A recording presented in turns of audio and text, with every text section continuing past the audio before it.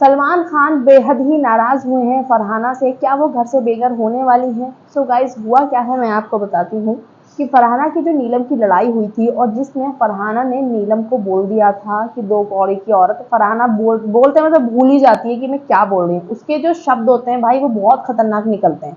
पुनिका जी से जब लड़ाई हुई थी तो पुनिका जी को उसने बोला था कि आपके बच्चे आप पर शर्मिंदा होंगे, फ्लॉप हो आप, ये हो वो हो। पुनिका जी ने भी उस पर फिर रिटेलिएट किया था, ठीक है, उन्होंने भी बोला था। अमाल से लड़ाई हुई तो उसने इतना नहीं बोला।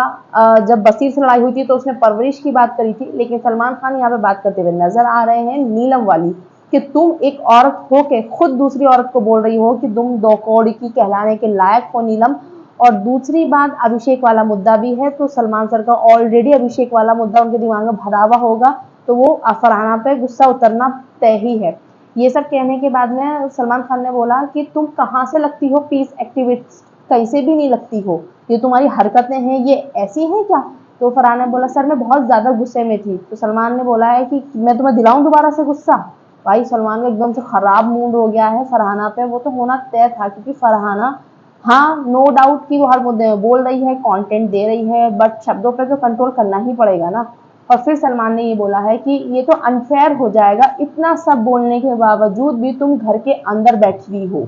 यानी कि उनको ये जो उनकी सारी हरकतें हैं ये बिल्कुल पसंद नहीं आ रही हैं, चाहे बाहर ऑडियंस कितना भी उनको पसंद कर रही है, उनके पॉइंट ऑफ व्यू को, उनके स्ट्रॉन्ग स्टैंड को। स्ट्रॉन्ग स्टैंड का मतलब ये नहीं होता है कि आप किसी से इस लेवल पे बदतमीजी करने लग जाओ।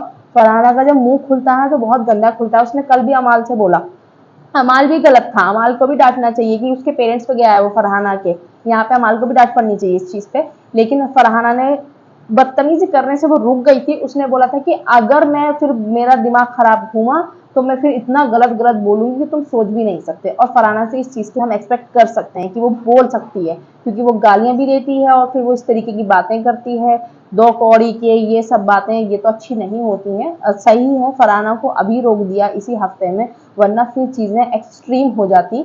अभिषेक वाले मुद्दे पे भी उसे डांट पड़ी है, लेकिन सलमान सर को जो सारा पूरा भरा हुआ है ना, उनको लग रहा है कि इनको घर में अंदर रहना ही नहीं चाहिए।